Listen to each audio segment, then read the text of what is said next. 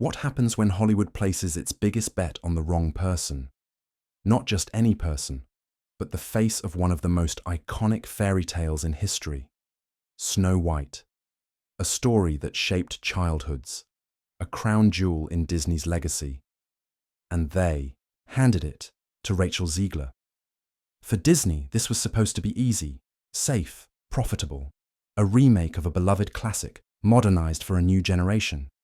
But instead, it became a slow-motion train wreck, a PR disaster, a $300 million lesson in what happens when you misunderstand your audience. And at the center of it all, Rachel Zegler.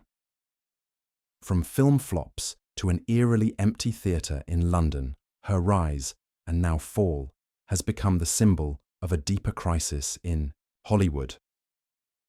But how did it all go so wrong? When Disney first announced its live-action Snow White remake, it expected a cultural event, a global box office smash. What it got was a ghost town. The film struggled to pass $200 million worldwide, but the budget, with costly reshoots, expensive marketing, and VFX delays, insiders estimate it ballooned beyond $300 million. Let that sink in. Even with worldwide distribution, Disney couldn't break even. This wasn't just a minor stumble. It was one of the studio's worst box office misfires in decades. And yet Disney's official statements were oddly upbeat. Carefully worded press releases spun the narrative. A bold reimagining, critically misunderstood, a success in other metrics. But the numbers don't lie, and neither do the empty theatres. Before Snow White, Rachel Zegler wasn't a household name. Her breakout role came as Maria in Steven Spielberg's West Side Story, a film that critics adored but audiences ignored. Still, Hollywood crowned her the next big thing. She landed major roles: Shazam 2, Hunger Games, The Ballad of Songbirds and Snakes, and of course, Snow White. All before proving she could draw an audience. Why? Because the industry wanted her to succeed. They were betting on her talent, her background, her image. But while Hollywood fast-tracked her rise, audiences never got the memo. Let's talk numbers. West Side Story made just $76 million globally on a $100 million budget. It flopped. Shazam 2, where Zegler played a supporting role, bombed even harder, earning $132 million against a $125 million budget. And now, Snow White. The third strike.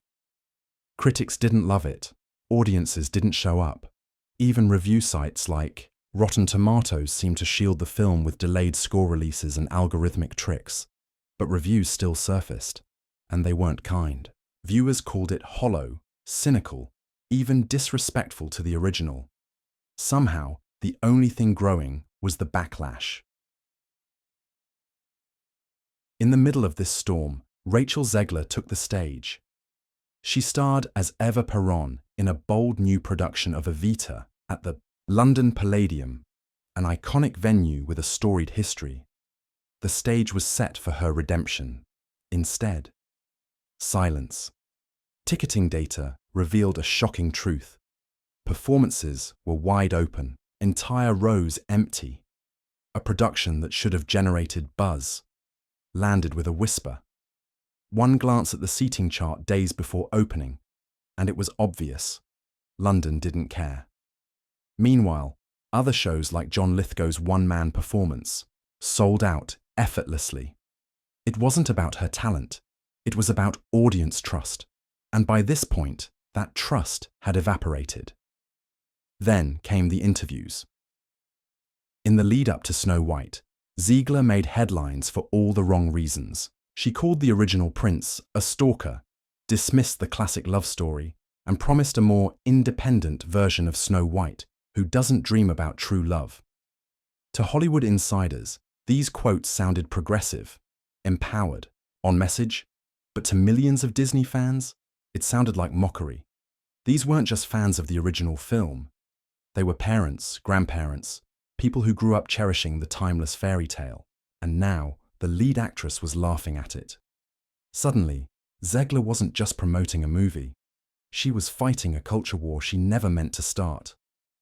Rachel Zegler didn't ask for this level of pressure, but the machine around her, it kept pushing forward.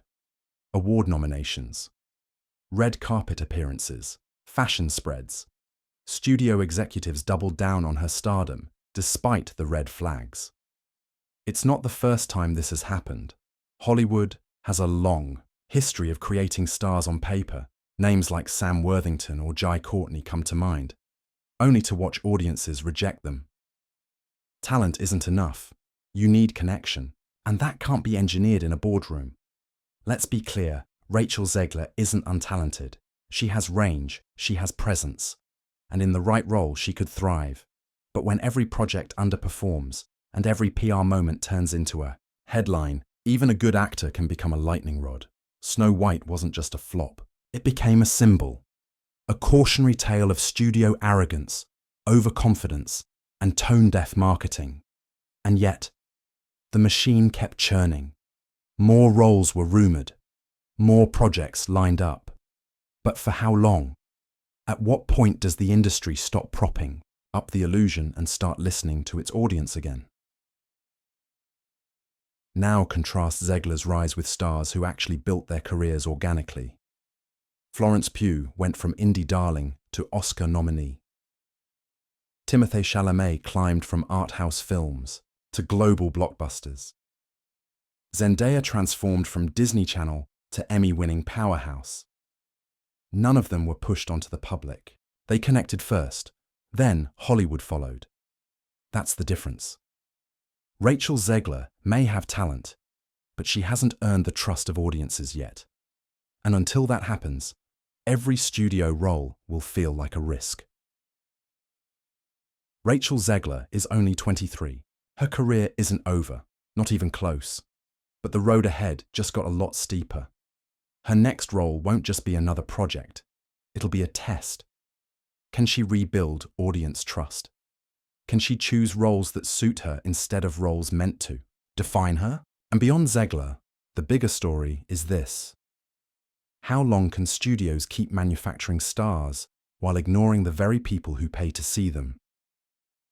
Snow White was supposed to be safe, familiar, a guaranteed hit. Instead, it became a cultural firestorm and a $300 million disaster that Disney never saw coming. Because in the end, you can reimagine a fairy tale, modernize a princess, and spend millions on promotion. But there's one thing even Disney can't buy: loyalty.